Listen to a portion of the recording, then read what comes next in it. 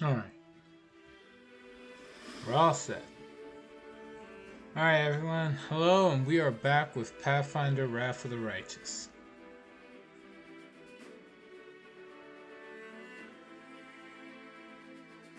Okay. Now, where was the last time I left off? Alright.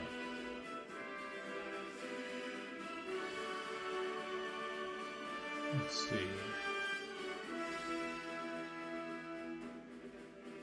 Alright, I was going through the city of Illusionera.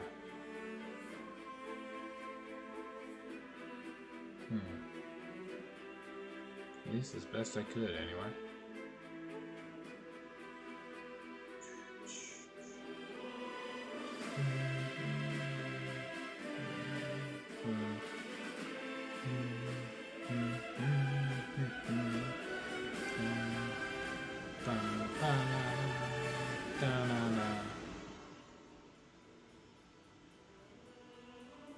Let's see, what to do now.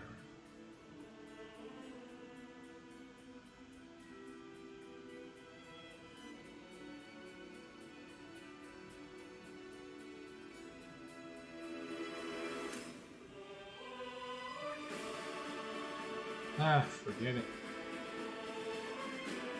Well, let's see, going for Illusionera, I'm supposed to try to hunt down the Echo of Discari and save someone.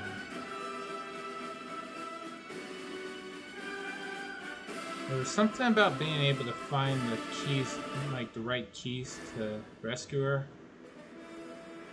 But, so I'm trying to figure out where that is.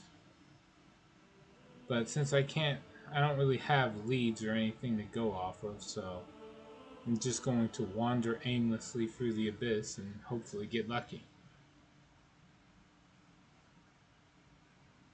And that's it.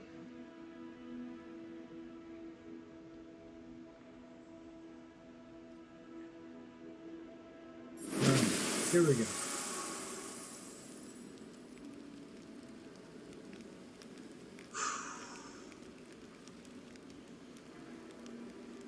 Ready or not? Alright. I thought I already took a long rest.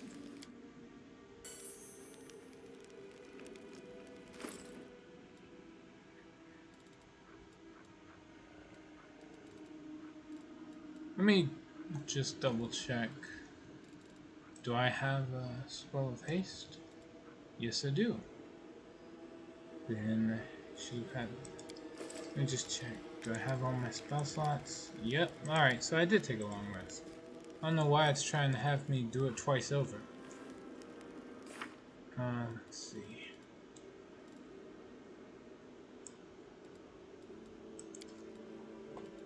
Sorry, range.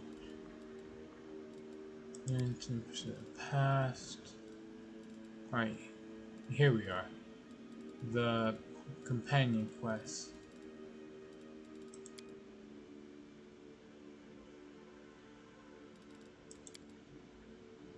And so that's the bears. Gotta talk to a Ruchelet.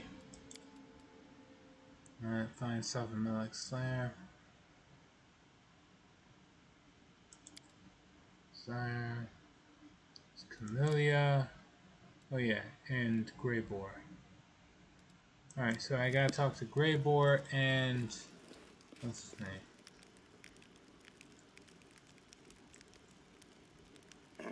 Yeah, no, just Greybore and I think Lucia. I don't think I talked to her yet. Sorceress. Everyone is so strange here. No one wants anything from me. It's great. I have to go. What you say from his look at mine gives you a look that's both sad and mature beyond his years. Let us press on.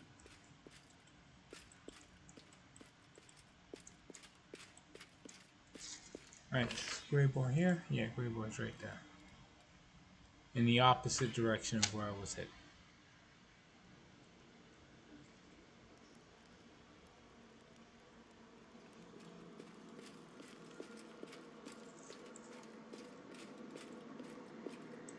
Sorry, Greybor.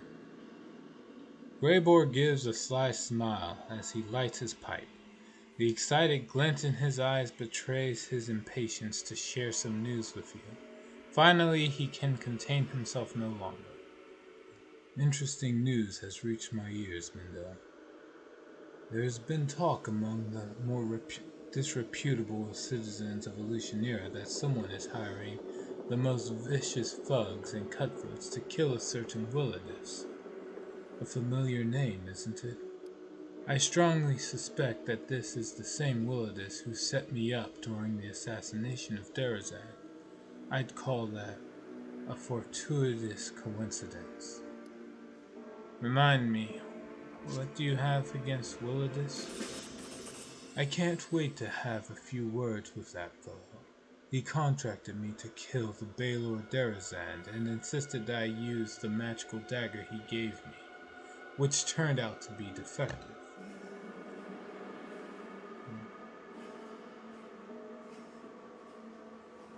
My target escaped, and even though it only postponed his death for a few days, it sullied my reputation. This means, of course, that Willidus will have to pay. I'm not yet sure how I will collect that payment, in gold or his life. How did you obtain this information? What? Yeah, how did you obtain this information? Greybor sounds offended. I am an assassin. If I didn't know how to obtain rumors, I'd be out of work. I visited a few taverns, including a place called Bad Luck. It's a real cesspool, and information flows into it from all over the city. I was approached by someone who was looking for thugs to hire. He was the one who told me everything. I would have found out more if I had talked to him longer, but after he called me a bloody larva, he needed the dentist, and I needed a new mug of beer. Who is this Willidus? Greybor takes a slow, thoughtful draw from his pipe, and then answers in a businesslike manner. Here's what I know about our prey. He is a demon and a wizard powerful enough to enjoy high status in the city. Lately he has surrounded himself with a small army of mercenaries, but they are mere thugs who lack the skills of professional bodyguards. Ever since Willidus found out about the bounty on his head, he hasn't left his mansion. I suspect it's full of traps. I wouldn't underestimate the danger of facing Willidus. They were looking for real daredevils to bring him down, which means this whole business is almost certainly risky, maybe even suicidal. And who wants Willidus dead? The dwarf shrugs. An anonymous entity who apparently has more brains than Willidus, and is smart enough to keep his name a secret from his employees. I bet it is one of the Descarades. Derazand was one of Descaries' lackeys, after all. And even though internal strife never ends within that snake pit, they always team up against external threats. And what do you suggest? I'll be damned if I let a bunch of incompetent thugs get to him before me. No, first I must have a little chat with Willidus, and then they can do whatever they want with him. How about we leave those hapless goons in the dust, and visit Willidus's mansion first? Sounds like an exciting challenge, doesn't it? Do you want to kill Willidus? Not necessarily. Perhaps I'd rather have the full weight of compensation in gold. And yet, the longer my vengeance is delayed, the stronger my desire grows to collect the debt in another way.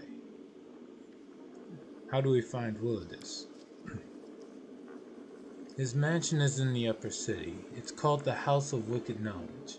I'm not sure how wicked his knowledge is exactly, but he is truly wicked when it comes to business arrangements. Alright, let's pay this Willadis a visit. Excellent. I think that conversation will involve some good old-fashioned violence. And that's it.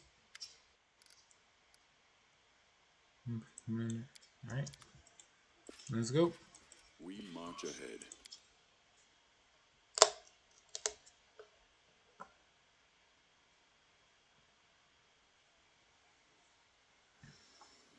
Alright, let's see. We go to Arushalet.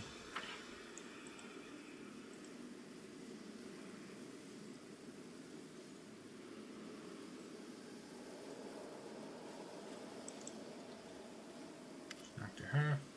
Arushalet's shoulders are stooped, staring at the floor. She hands you a scented letter and whispers, "Take a look."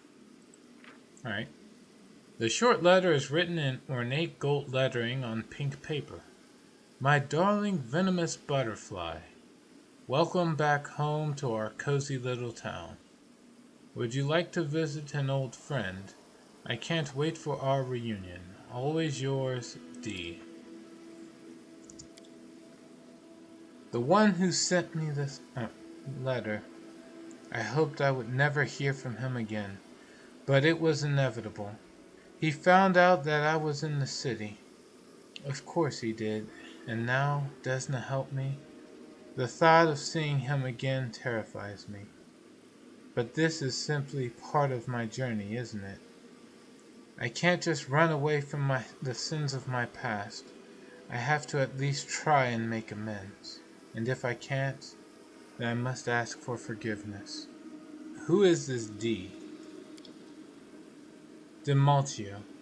Do you remember the shadow from my nightmares? That's him.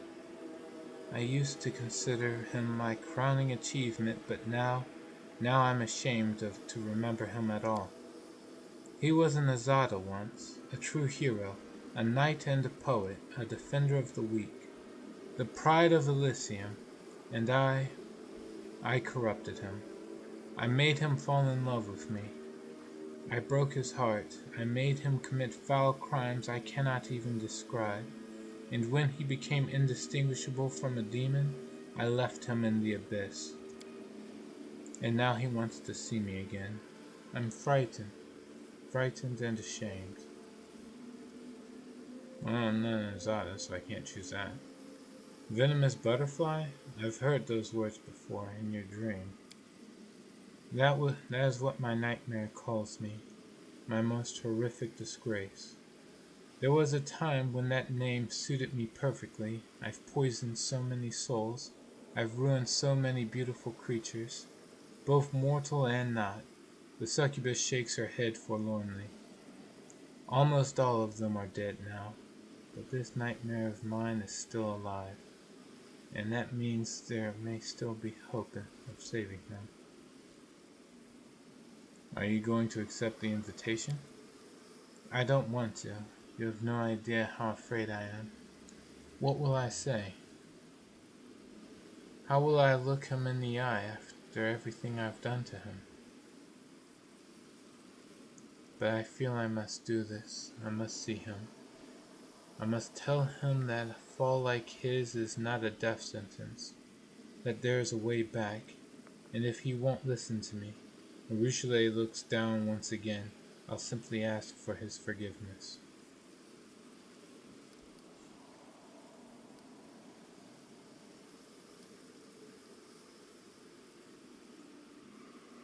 What do you want from me? Please. Arushalet gasps as if she is deprived of air. Please, let's go there together. I must see him again face to face. I must try to save him from the abyss. I doubt it's possible. I know how much I've corrupted him. But I must try nevertheless. I must. And yet I can't do it on my own. I just... The succubus sobs and buries her face in her hands.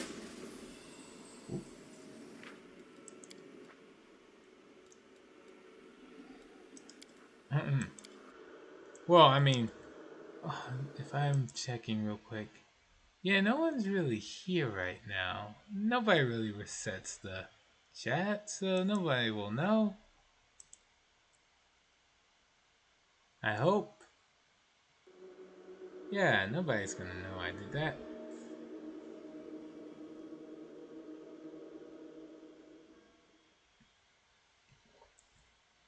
All good.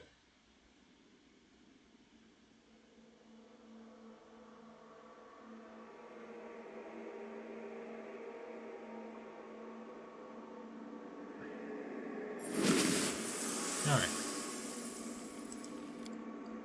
Exit that. Let's see, reconfirm. Yep, long rest was taken. Godspeed. Talk to Greybore. We speed through his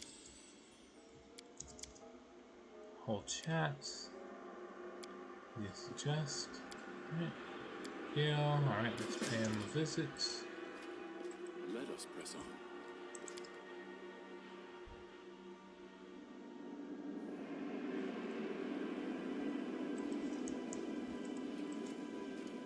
Alright, so Richelieu is up here.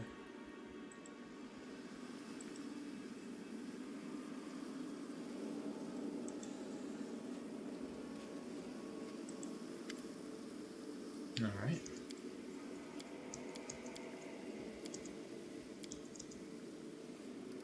Alright, what can I do to help? And it's the same thing. It's like the way it just considers it a good action to ask it that way. Let's see. Guess I'll talk to Yanio. Alright. So tell me about yourself, Yanio. Now I can finally set things straight. It sounds like they've made up quite a few ridiculous stories about me and Mendev. Well, despite what you may have heard, I wasn't a perfect paladin. I was born in Mendev before the wound was open. I remember the sadness and confusion caused by Eridan's death. In my town, the priest wouldn't close down the temple, and he refused to turn it over to Iomade. Delegations were sent to the priest to explain what had happened. They tried to convince him of Eridan's death, but he never believed them. He continued to preside over what was probably Eridan's last surviving temple. He was certain his god was still alive, and he grew old, still hoping for Eridan's return. I remember looking at him and thinking, what would it be like to be a living relic? A memory of a long-forgotten past. I suppose it's rather ironic that I've turned out to be something of a living relic myself. But it was that priest who inspired me to become a crusader. Those were the early days of the crusade. Now you call it the First Crusade. But at the time, it was just the crusade. I was almost 20. I suppose I can blame my bad behavior on my youth, and it would be partly true.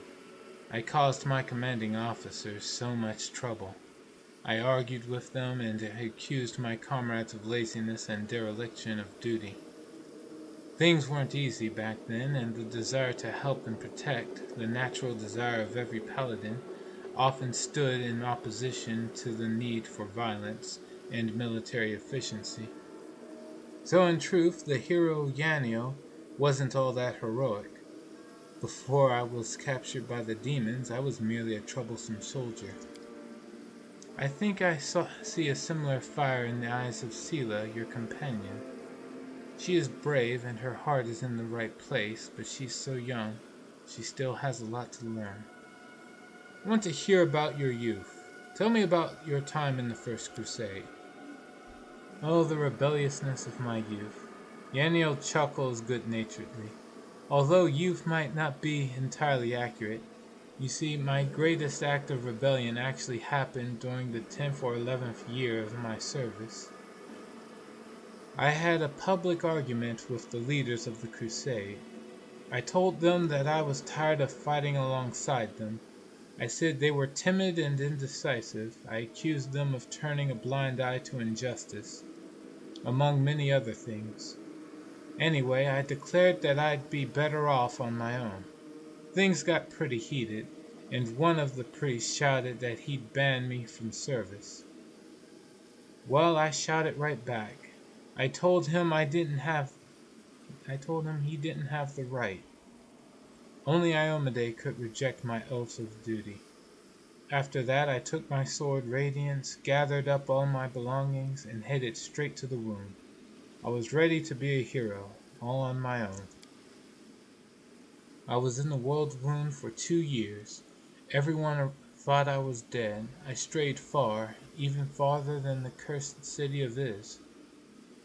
I managed to free a lot of prisoners who were being held captive by the demons and cultists. But then I was faced with a new challenge. I had to get them home. And that's when I started to finally understand my commanding officers. When I was by myself, I could be reckless. I could throw myself into the fray. But when I was forced to look out for others, things became more complicated. Suddenly, every decision mattered. I was responsible for the lives of these prisoners. Many of them were crusaders, and quite a few of them were reckless hotheads like myself. It was a long, exhausting journey. It pushed me to my limits, and I came very close to breaking my vows. But I made it. I kept everyone alive. I managed to get them all safely to the gates of Dresden, and the welcome we received. I suppose our triumphant return is what started that whole myth about Yaniel the saintly hero. The woman chuckles in amusement. But do you know who came to greet me? Do you know who welcomed me home? The two people I argued with before my departure. My commanding officer and the priest. We nearly fell into each other's arms, and there were so many apologies on all sides. That priest's name was Anthoclitus,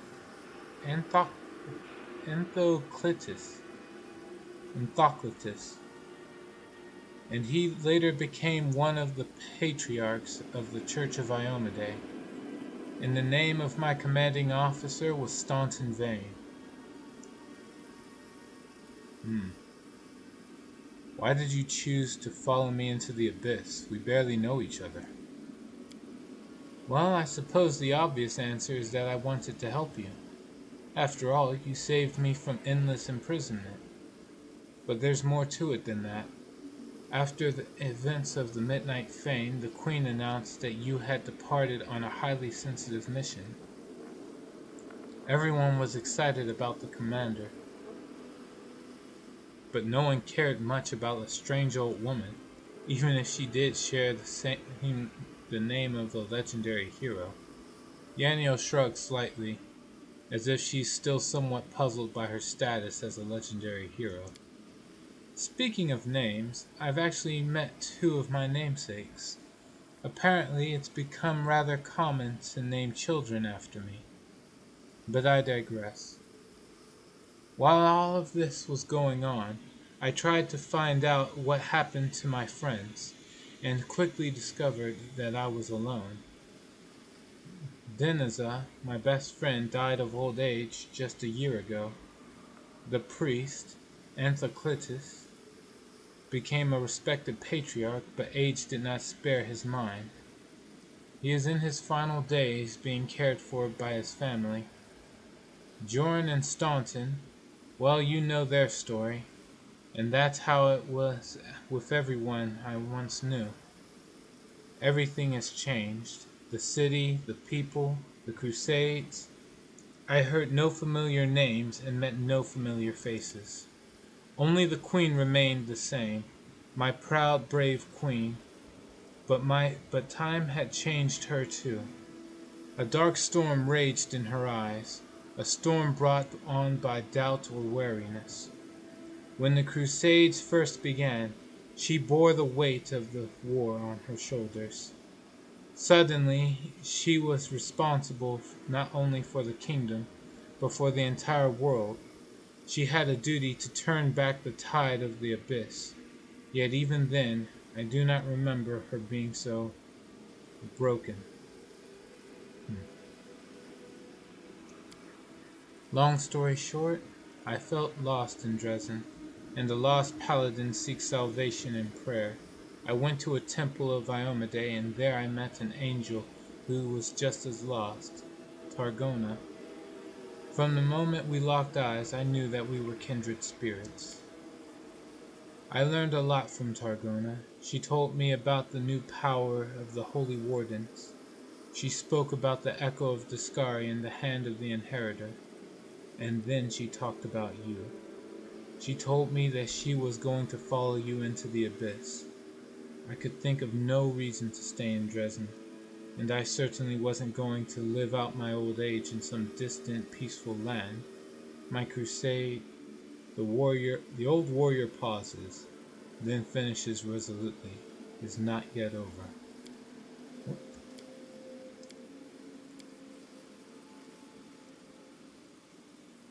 Sorry. Tell me again, how did you end up in the Midnight Fane? I was captured on the day that Dresden fell, but I've changed my captors twice.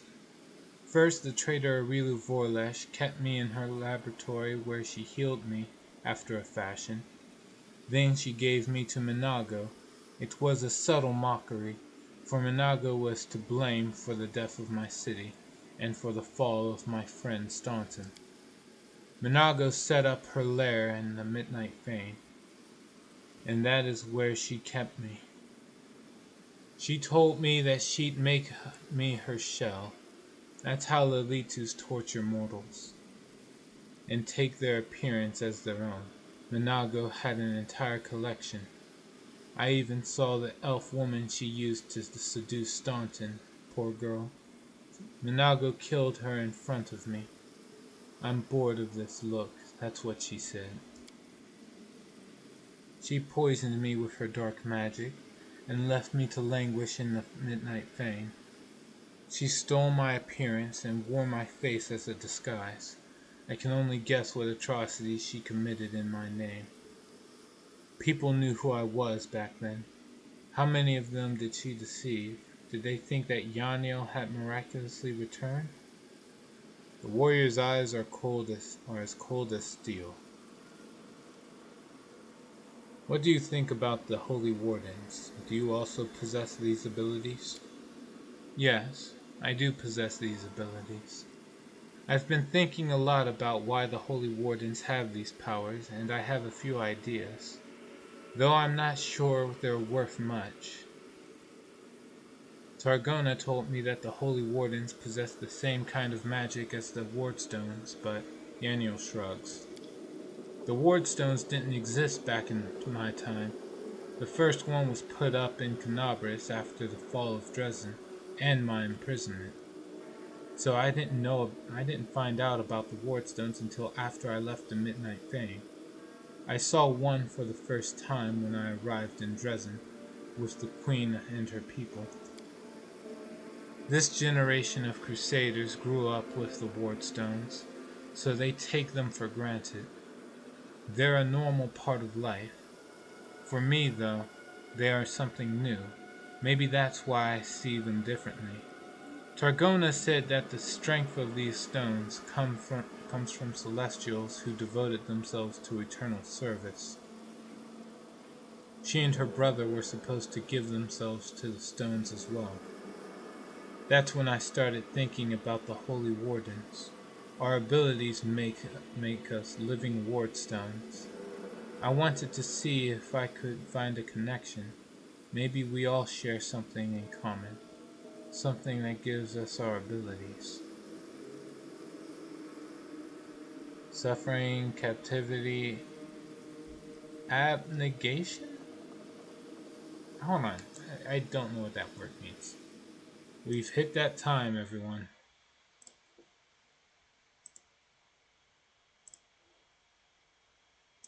Okay.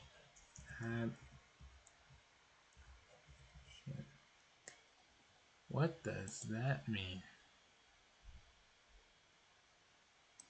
Abnegation.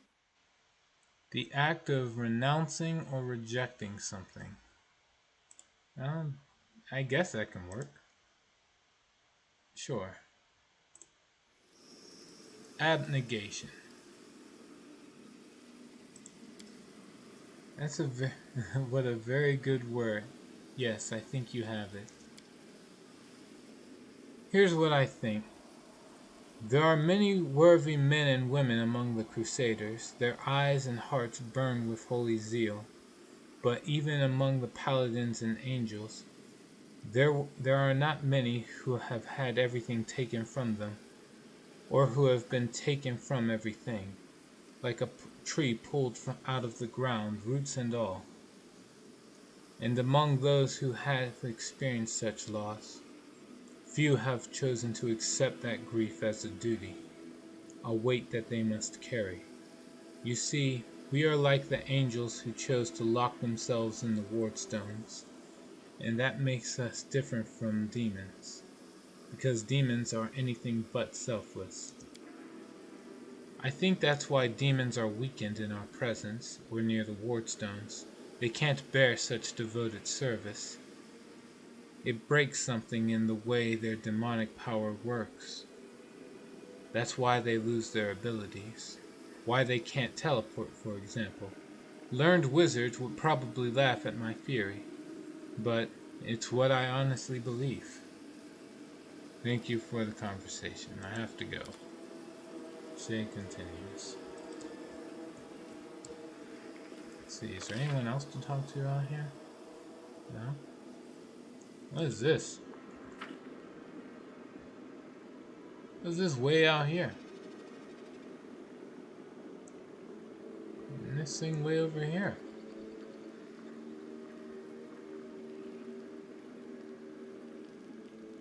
Neat. I don't know what it is, but it looks pretty cool. There's more.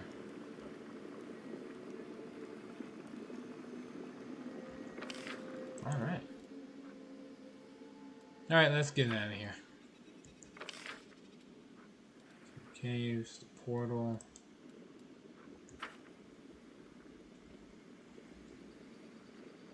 Ooh. Is this a glitched spot?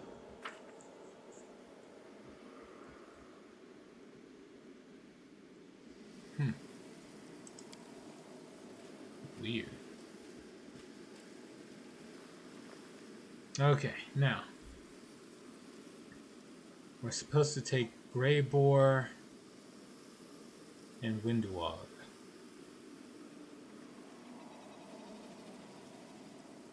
Who do I kick out? Socio doesn't need to be here for this. Kick out Socio. Put in Windwog. I guess get rid of you. Ember for Grey Boar. Oh yeah, and Camellia has a quest. And put her in too.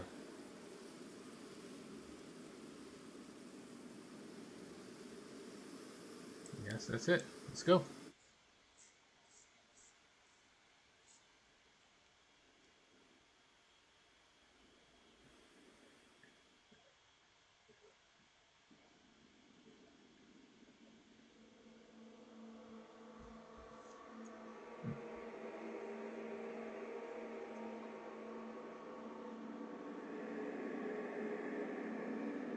Alright, here we go.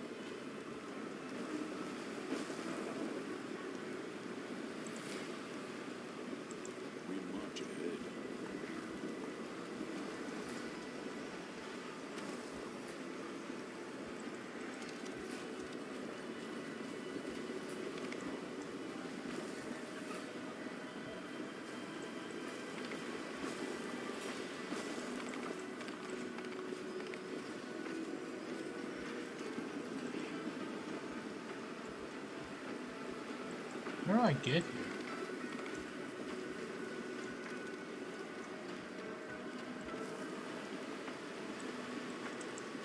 Our path leads on.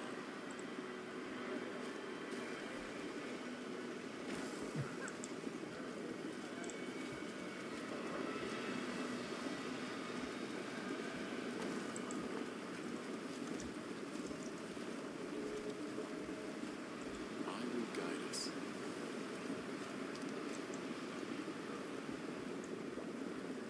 Oh well. I guess it doesn't matter too much.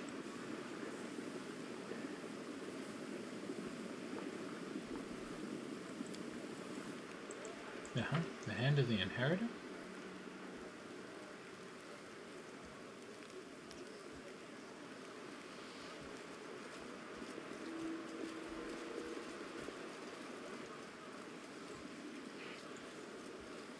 Take a look.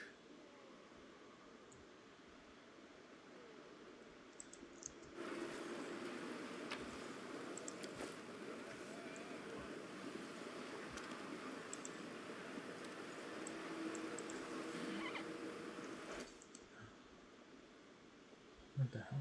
No, that's a commoner. Right, hold on.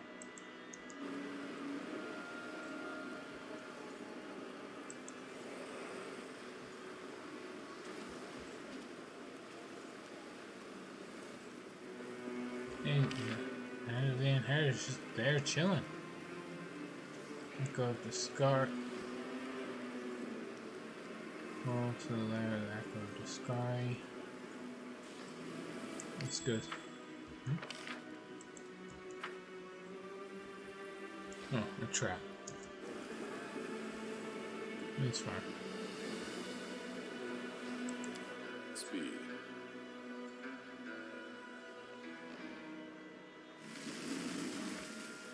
I suppose before I forget, let's go about re-equipping Greybore. He's got a +3 Dwarven War Axe and a Crushing Cold Hand Axe. It's a D10, a +3 D10 weapon. Let's see if there's anything better.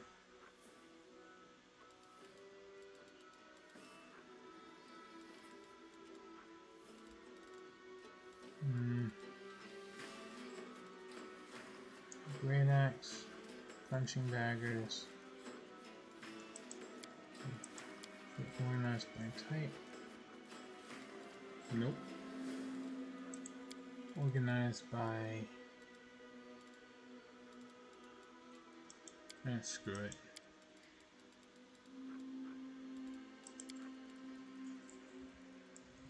Dwarf.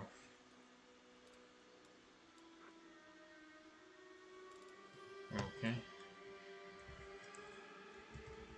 Hand axe. Alright, I got 3 hand axes. Plus 1 hand axe and agile. Plus 1 hand axe and the grave stinger.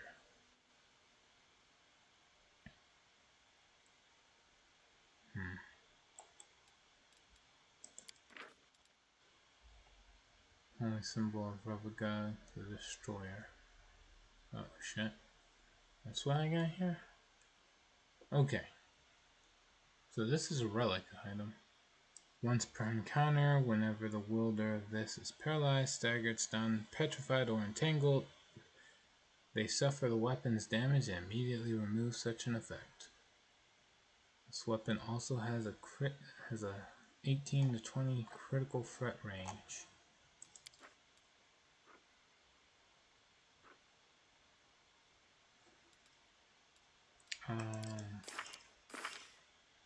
Let me see. Abilities.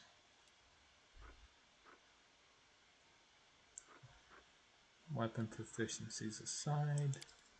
What are your feats? Weapon focus with the Dwarven War. Critical with the Dwarven Axe. You got nothing for the hand axe. Great. What does this one do? Cone of Cold on hit. It's +3 weapon. I'm better off giving him the Grave Singer.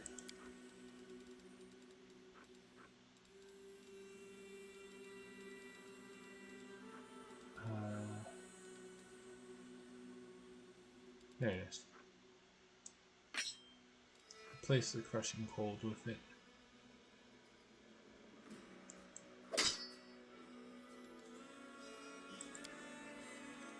Alright, what equipment should I give you? Here's his chain shirts. Anything else? Is there anything better?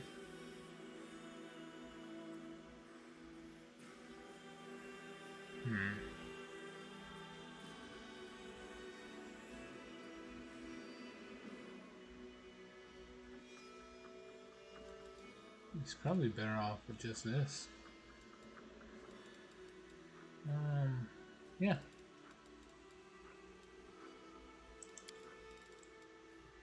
Let's see, as far as random equipment goes, the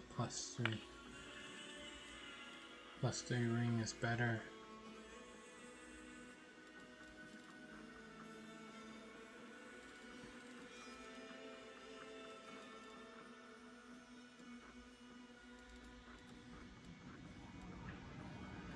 Let's see.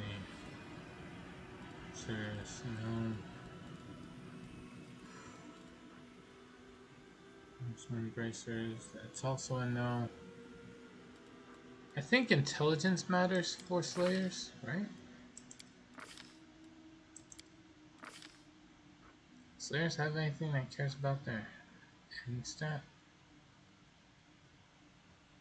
Let's see here. Weakening wound, no. Stay target doesn't care about their intelligence. Doesn't look like it.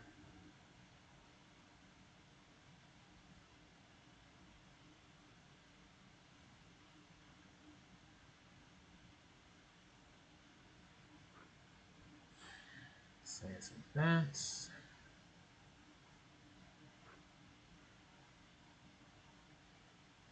Quarry.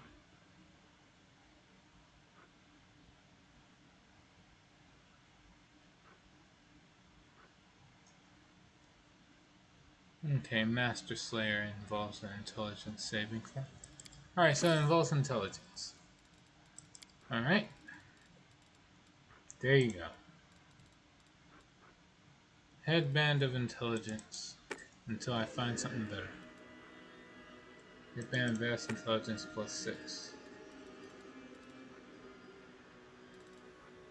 Then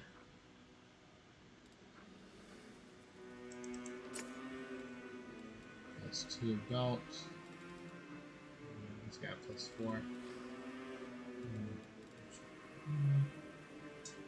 Devastating will. I don't know what ring I should put on him.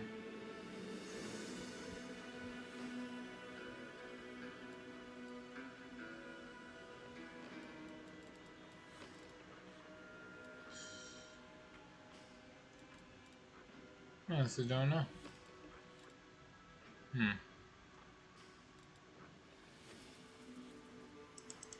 Give him the Toxic Rat and the... and I guess the Storyteller's Ring. That's gonna be it.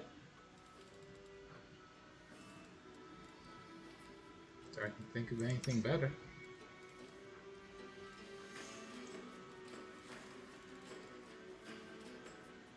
Alright, let's go.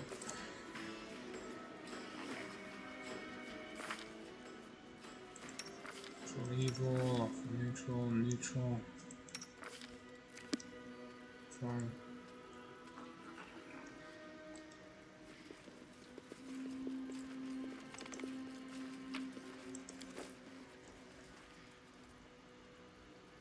Let us press on.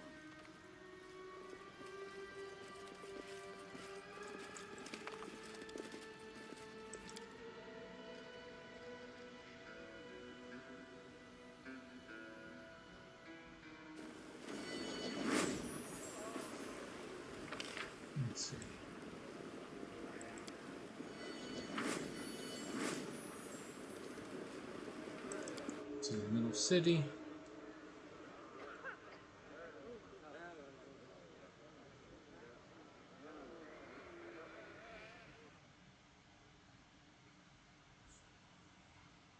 Alright.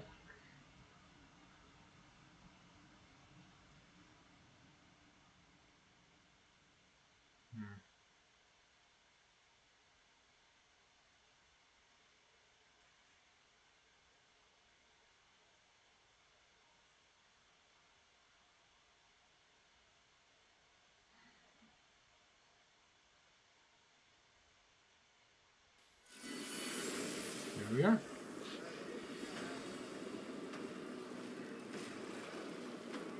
Let's see what to do. Well, whatever I'm gonna do. It's not gonna be standing around here. Flesh markets, portal up. They said that they're in the upper city, so we'll head towards the upper city.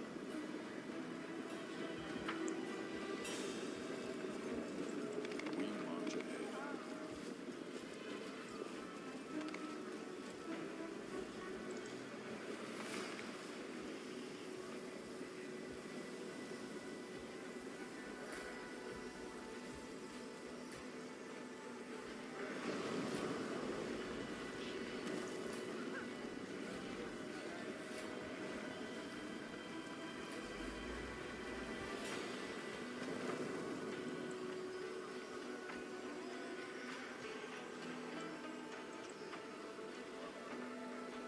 There we go. The portal.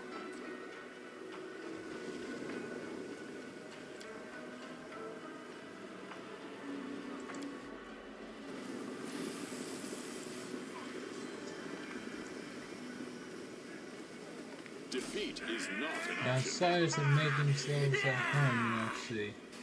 For the public execution is shortly in place.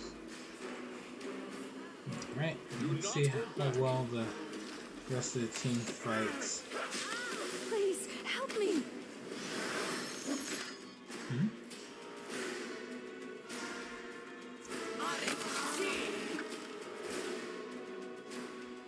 Simply business. Someone! Save World me! in crimson.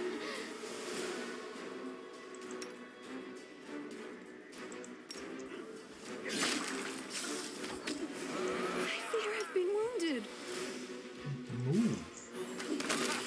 Did you see that?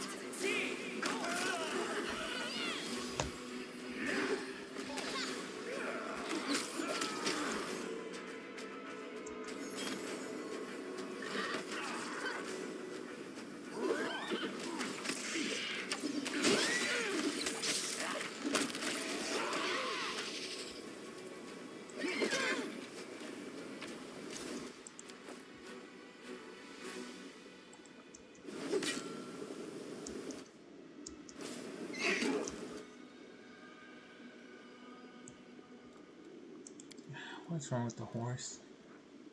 Song of Discord. Oh, great.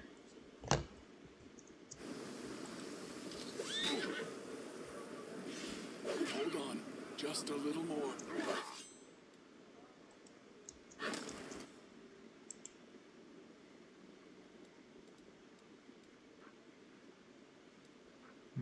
Great. They're both affected.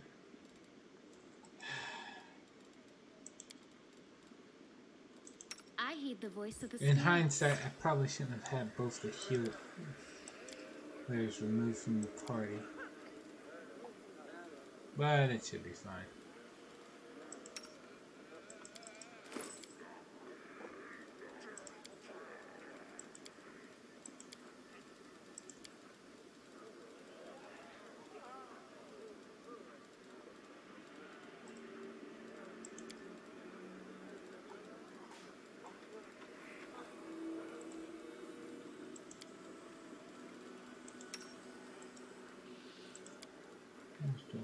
Kill. Man, I can burn through these pretty quick, huh?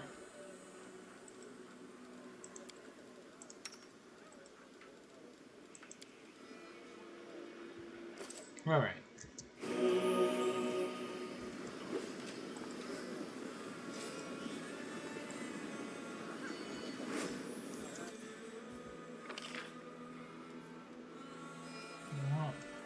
Assassin's Guild.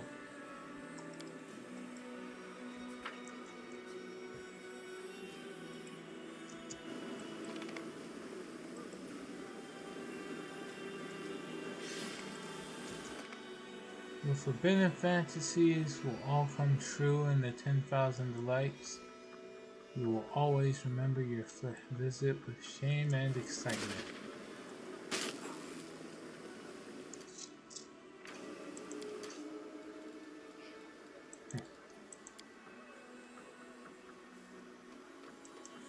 Alright, here we go.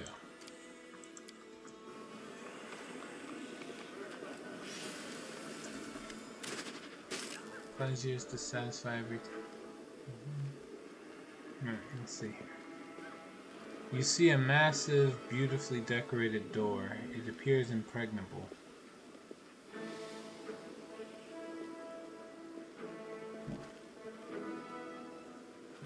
At eye level, an elegant inscription reads 10,000 delights. In smaller letters, another inscription reads, a gift from Valexia the Wonderful to Shivaro the Beautiful.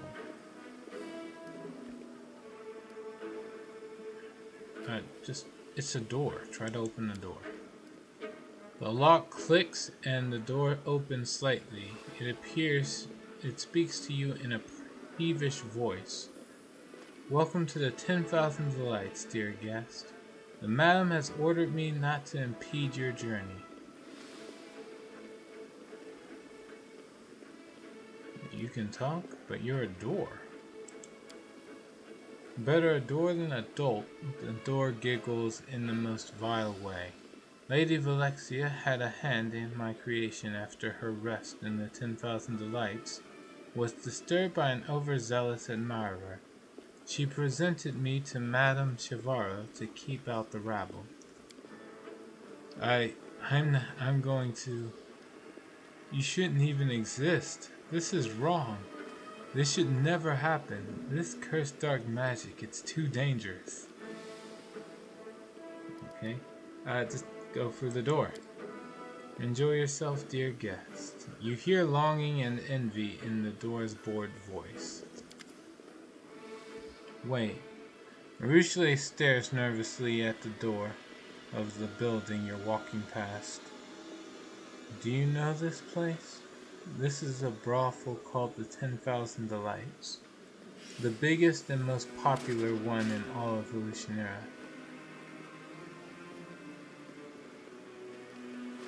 Let's see.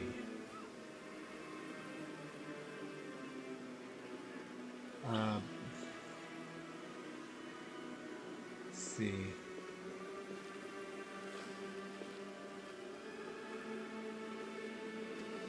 What to say? Places like that don't interest me.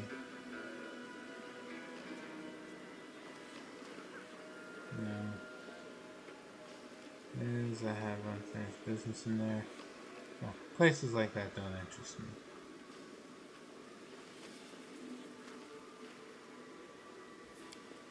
Even if that's so, I doubt you'll manage to avoid visiting this place at least once. All kinds of businesses are conducted here. Matters that go far beyond just pleasure.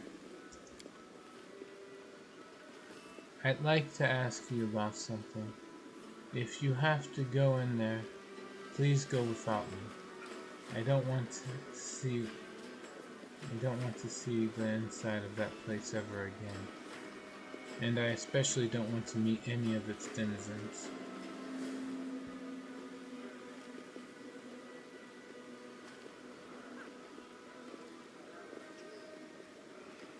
Why? This is my former life, and I would prefer to leave it all behind. In the past, my old acquaintances, accomplices, clients, I don't want to run into any of them. I can't promise you that. You know this city better than anyone else. I might need your help. Fine. Maruchle looks drained and discouraged. Alright, I understand. Needs must.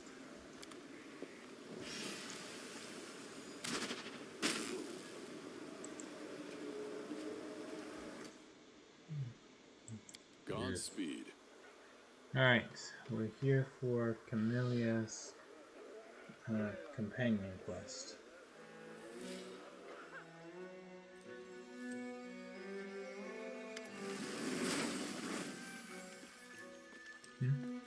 Corn. Wow, look what the cat dragged in. A muscular incubus grins at Arushale. Hey, why so shy? Come here, give your old pal a hug. Hello, Rockhorn.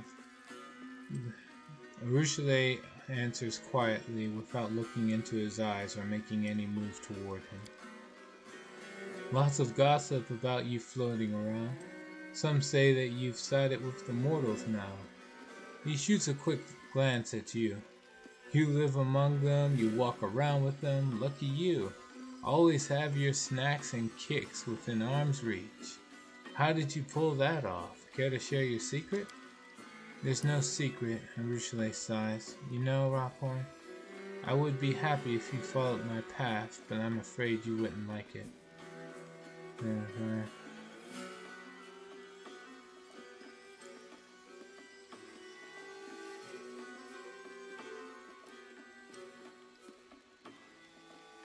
Let's see.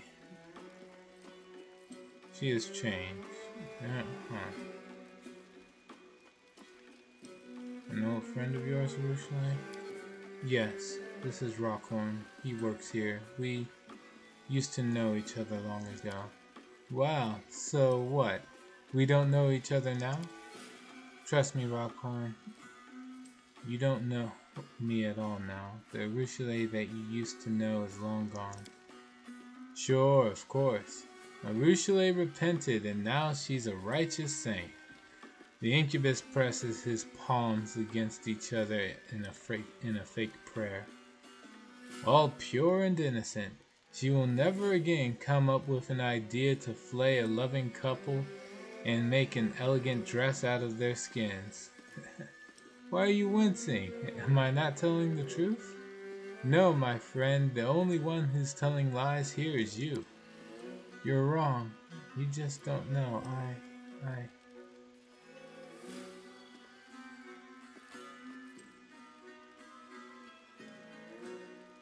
Let's see. Arushale is telling the truth. She has renounced evil. You know what? Wait, what's my intimidation? Not good enough. Right. Arushale is telling the truth. She has renounced evil. I don't hear that one very often, but it's definitely not the first time someone's tried to play me that tune. You see, Arushale, here's the thing. I believe you. I mean, I believe that you truly think you're able to change your nature. You've been always a little soft in the head. So I'm not at all surprised. But you fail to realize one crucial thing. Your whole quest, your entire journey from evil to good, it's totally pointless. Because there's neither evil nor good. Those are just things some clerics thought up. Pain and pleasure are real. Power and submission? Oh yeah, baby, as real as it gets. Gold in your pocket, food in your stomach, those are all real. But good and evil? Pah! Those are just foolish notions that mortal cultists like to fill their heads with. The abyss is not the plane for chaos and evil. It is just the only honest plane, where we openly say and do everything that others tend to hide behind nice words. Pencil pushers from hell, hypocrites from heaven, merry makers from Elysium. If you look only at their deeds instead of their words, you'll understand that all of them are also seeking power and riches and pleasure. So you want to change? Feel free to lie to yourself as much as you want. But sooner or later, you'll come to the conclusion that there's nothing to change. Everything in this world is arranged the way it is, and there are simply no other choices. That's it. Well, see you around. Waving goodbye, the incubus turns away.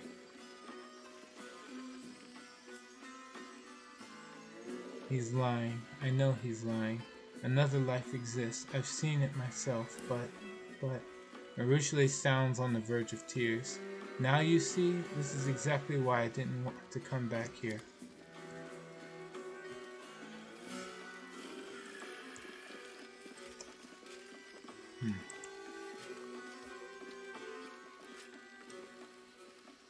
I can't kill him. I'll loot the place. Patrons, Shivaro, Marmonex's Challenge by Krish. Okay, Shivaro. An attractive Lolitu in a simple but revealing dress greets you with a warm smile. Her eyeless face is serene. A new guest? We're always happy to welcome guests to the 10,000 Delights. I am Shivaro, ruler of this palace of pleasure. The only taboos here are brawling, moderation, and talking politics. Aside from that, anything goes. As my guest, you can expect to receive gentle caresses, or, if you prefer, wild and untamed ones. I have servants of every type to suit every taste. Any of them can be yours for a night, or forever if your pockets are deep enough. What are your preferences? Never mind, I'll find out for myself. The Lolitu tilts her head to one side, as if studying you with her non-existent eyes. You feel warm, gentle hands seem to touch your consciousness. They neatly separate thoughts from memories, feelings from emotions. Occasionally images of long past or recent events drift through your mind. I failed. I got a 2. I needed a... Did I need to pass this? 17? Yeah, that wasn't gonna happen. A Galarian. I see. Yes, and the commander of the crusade, no less. What fascinating memories you have. Ah, and we've been properly introduced. You're not offended, are you? The Lolitu gives a deep, pleasant laugh, but her voice trembles with inexplicable excitement.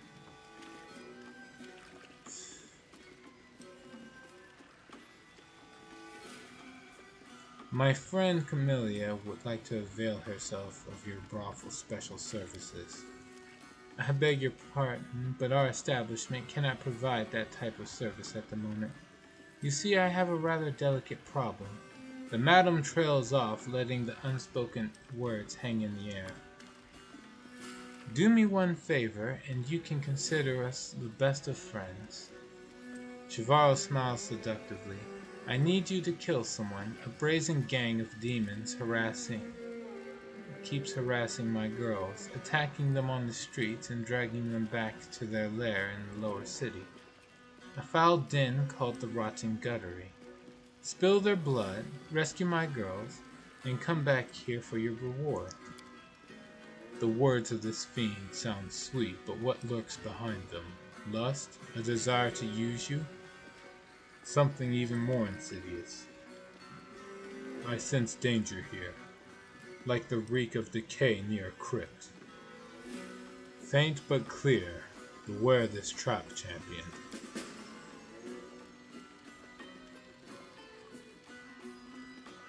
You won't let my girls die in the clutches of those monsters, will you? The demoness smiles enticingly. You are so confident and have such potential. I think you and I will enjoy being friends. I'm leaving.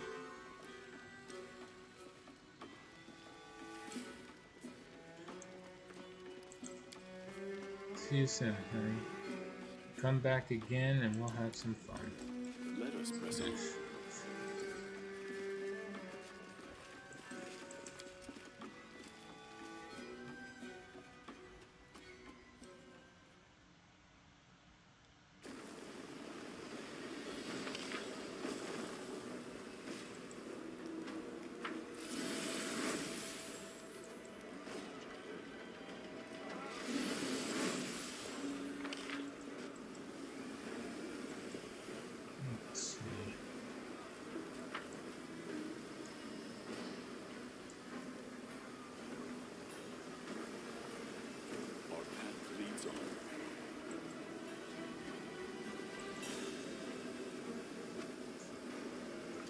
Demons, dumb, countless. More. More of us. Right now.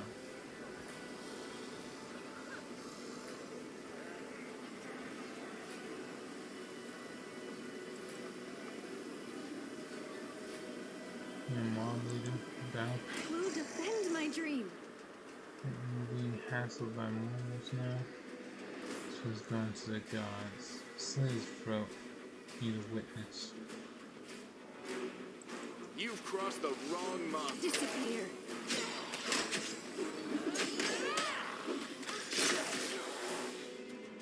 I will resist. You are lacking.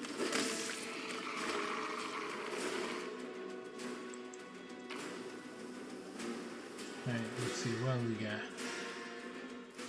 Thanatotic Titan's Minor Rune. Mysterious rune inscribed in the language of Thanatotic runes. And then we got some short swords, magic breastplate, belt of the venerated champion. That might be good. Hold on. +6 constitution belt. It gives another +2 to fort saves. And the +1 insight against evil creatures and effects.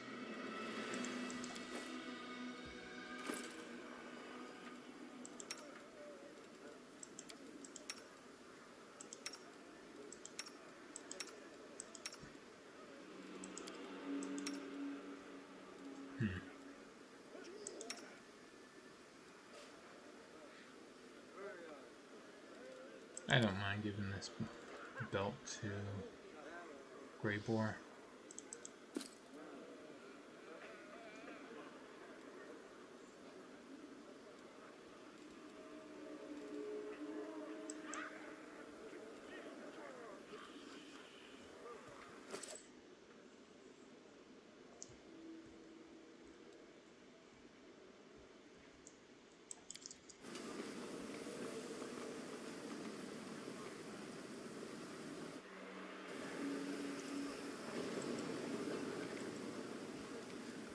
Can't hide from me.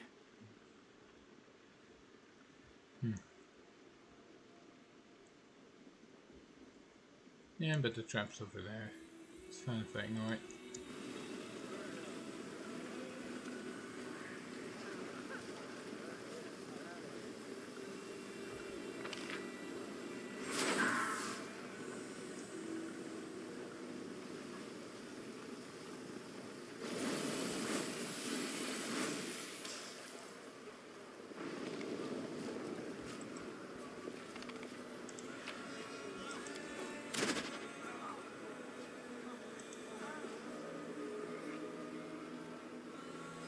Beg you, kind sir, give me a moment of your time.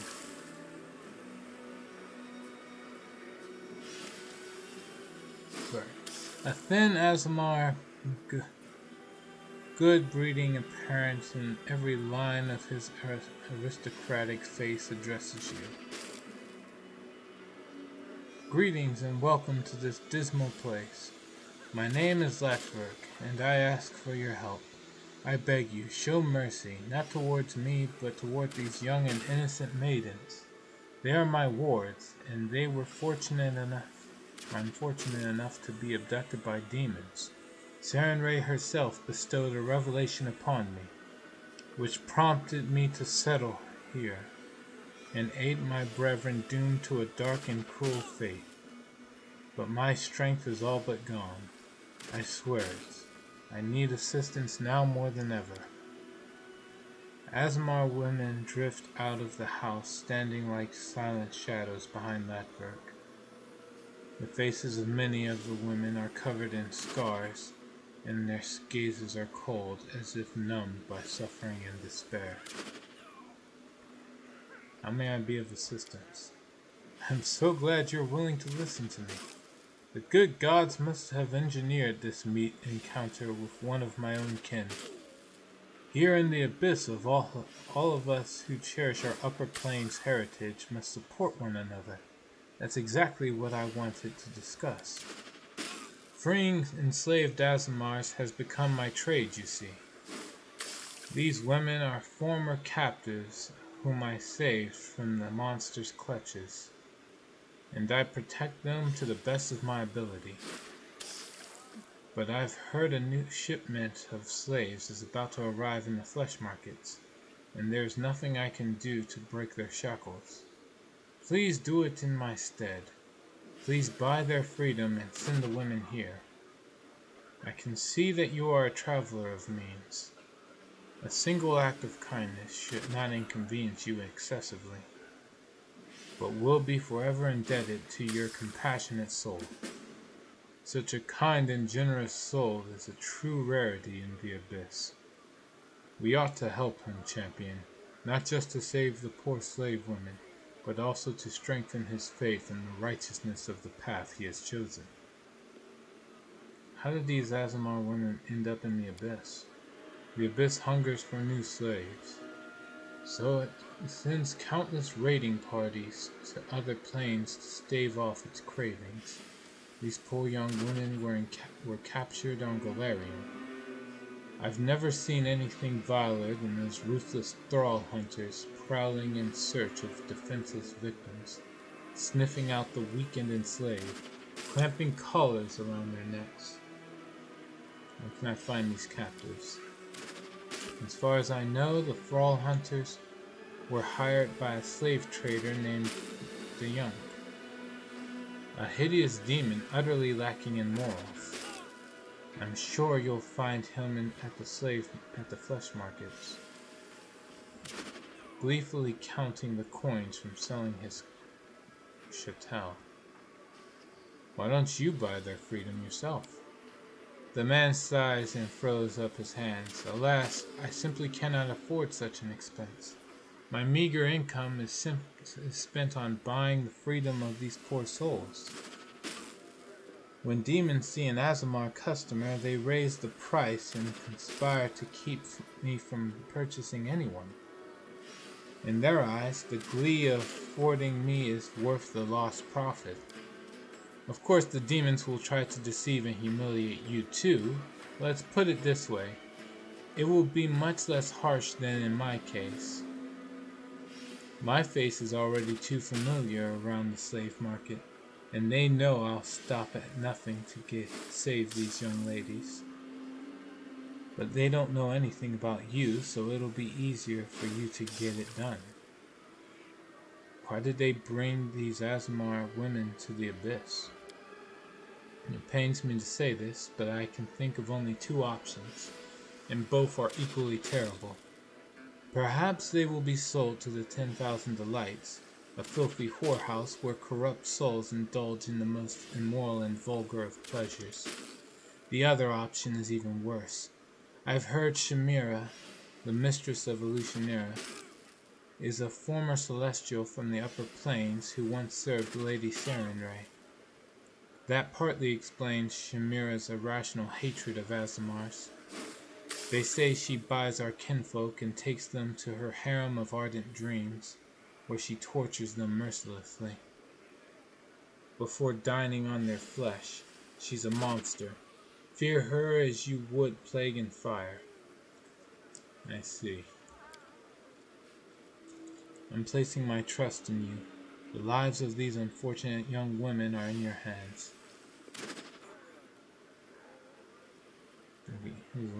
Myself. I have a few questions. I do not doubt this. You could hardly have expected to meet a member of my race in the abyss. Besides, the very nature of my calling, which is dictated by both altruism and compassion, must seem strange and unnatural in this place. I am used to questions and will gladly provide whatever answers I can. How did you survive in this place? The Azamar gives a stoic sigh. It isn't easy. My ancestry alone enrages demons and makes them want to try to do me harm. There have been numerous attempts on my life, and they have often tried to destroy the house where I shelter my wards. Nocticula's strict ban on harming visitors from other planes may protect me from the claws and blades of my malevolent neighbors, but it is powerless to keep them from spitting at my feet, scrawling profanities on the walls of my house, or endlessly plotting against me. What are you doing here? I had a revelation sent by the merciful Serenray. I realized I must descend to this grim place and bear witness to its countless terrors, so that I might aid those in distress. When I first visited the flesh markets, I saw young women, my kin, locked up in cages. They had been abducted from a different plane and put up for sale like goods or livestock. So I immediately purchased their freedom and brought them here. I've been freeing Azamar women who end up in the Evolutionera ever since. I wish I could do more. This place is teeming with tormented souls. But alas, there's a limit to my abilities, not to mention my financial needs. Why do you help only women? Because they are weaker. Their refinement, innocence, and beauty make them an attractive target for derision and torment. At least a man can go down fighting when his patience runs out. Most of the young women I met were denied this final escape from the horror due to physical or spiritual weakness. I wish my Lady Iomade could hear these words. There is a small chuckle in the angel's voice. This mortal must be kind-hearted yet blind if he perceives spiritual weakness in those who often accomplish feats both great and small, without a sword in hand, with nothing except passion and dedication. What happened to your wards? They survived truly monstrous abuses. The demons showed no mercy, subjecting these unsullied flowers to abuse and torture. Disgusted by their beauty and purity, the brutes trampled their innocence into the dirt. I tend to their physical wounds, but their hearts bleed still. They have withdrawn into themselves. They do not speak, not even to me. I hope one day I'll be able to return them to some semblance of a normal life and send them home. I have no more questions. The Azamar gives a pleasant nod. I'm glad I was able to satisfy your curiosity. May I spin? I have to go. May Serenray's healing light shine upon you, kind sir.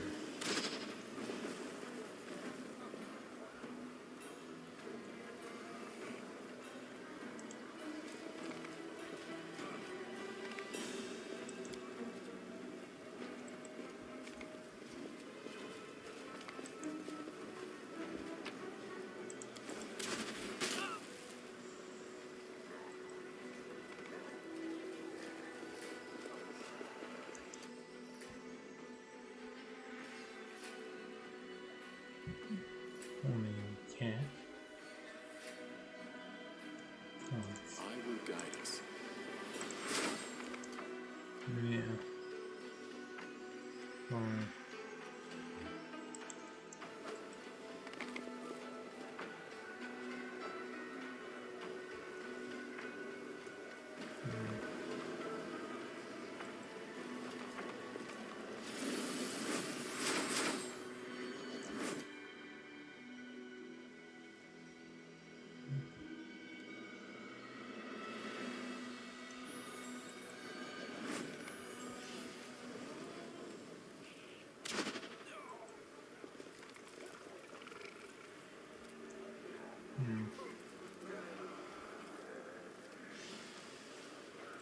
Godspeed. Oh, I can ignore this, I think. Oh.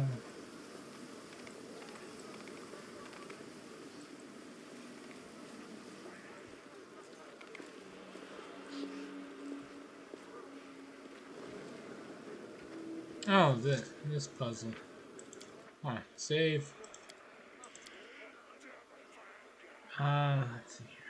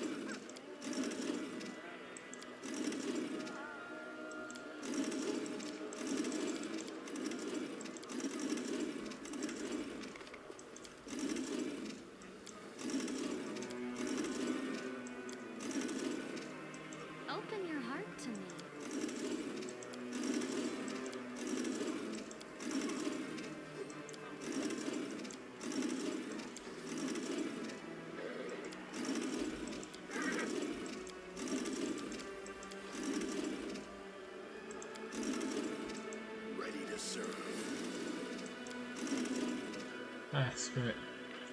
I'm gonna load, and then I'm gonna walk away from this puzzle. I'll search for the answer some other time.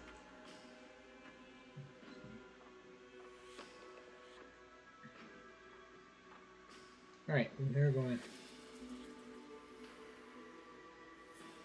I'm gonna try to find my way over to, what is it? The upper city.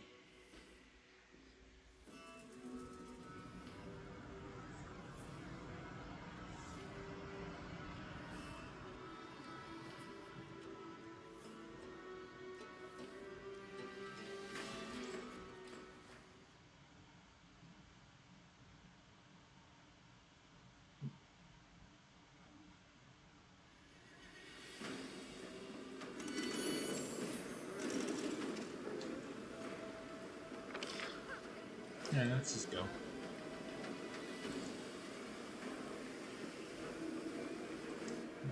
The Helm of Ardent Dreams.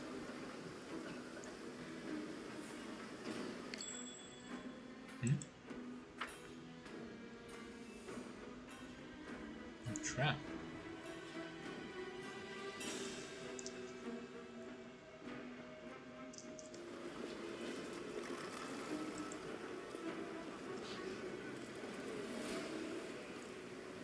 Yeah, it's fine. We can ignore that.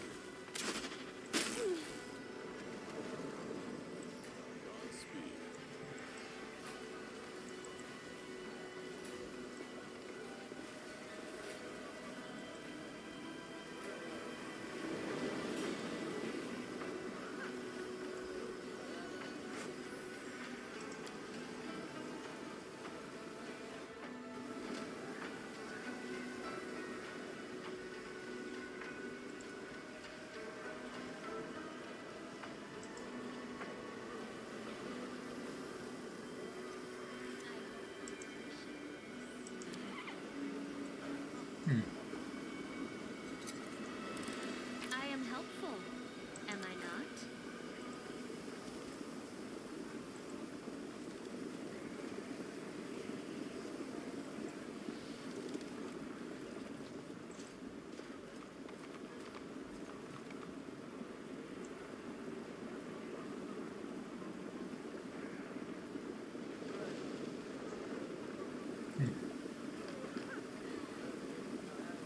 Guess it's alright. Just get out of here. Oh wait. I think the only one who had the largest knowledge arcana. Well, I guess I wish they had some.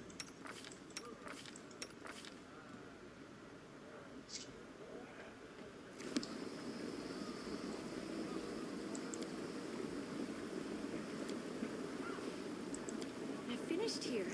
Is there more?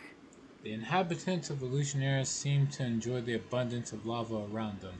Demons are not immune to fire, they just like to live close to such a destructive element.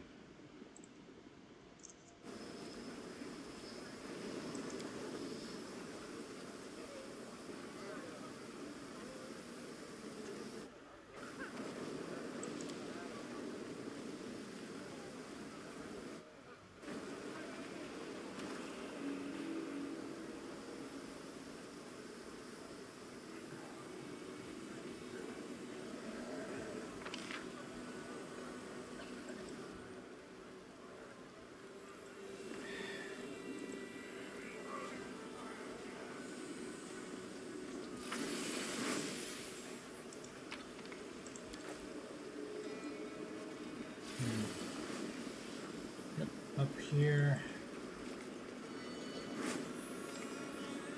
This would be the way to get to the upper city.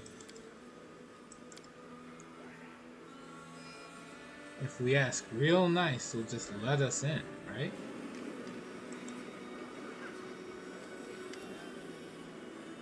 The demon looks bored out of his wits. He shifts his attention to you and barks. What do you want? I want to go through. The demon gives you a bored look, then shrugs. Go on in then. You're clearly not a gutter snipe. You look too respectable. I've heard your name before, so why not? There we go. To the upper city. That was easy.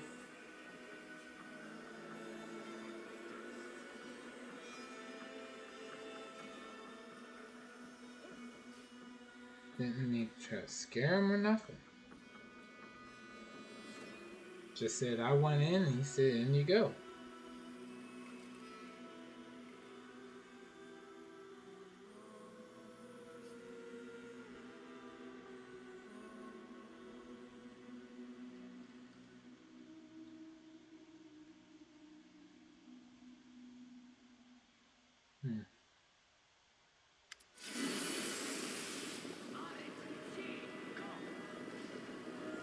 Alright. Lan suddenly steps and presses his hand to his mouth.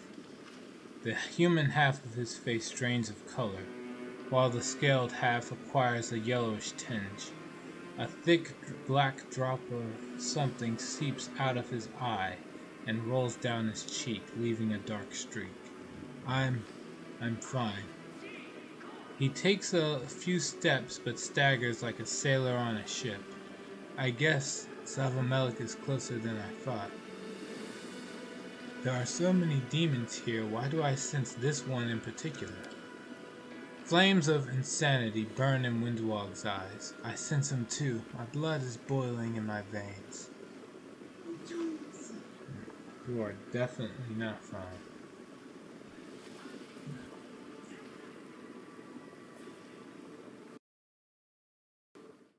Yeah. Alright. Let's see. Yeah, you are definitely not fine. What's wrong with you? Must have eaten something that... Lamb pauses, waiting for a spasm to pass. Alright, there's no point in hiding it. It's definitely because of Savamelik. I don't just feel where he is. It's like I'm being ripped to pieces from the inside. Like every inch of my body is on fire. When it happened the first time, I thought I was a goner, but I'm still alive for now. And I'm ready to break that demon's neck. You know, I had to eat a rotten rat once. Right now I feel like I've just eaten a dozen of them. Windwalk bares her sharp teeth, her eyes blazing. You're so weak, Lan. Right now all I want to do is kill. Rip something to pieces with my bared hands. Should we stop?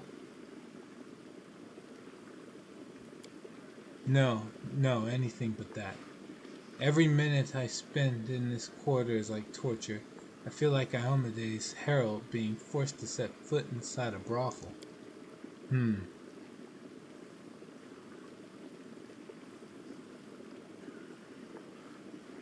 So Savamelik is in the upper city. Hold on, we'll find him. Lan clenches his teeth. Savamelik is here, close. The sooner we find him, the better. I don't understand. I haven't been affected by his ritual, then why? He clutches his head. Damn it, I'll run straight into his open arms if it'll only make this stop. Wait, tired? What? Tired already, Lan? Windwalk forces out a chuckle. Weakling. Go and jump into the abyss. Oh, wait, we already did. Alright, we're gonna stop for now. Let's see. Thank you all for joining me on this run of Pathfinder Wrath of the Righteous. Hopefully I can see you all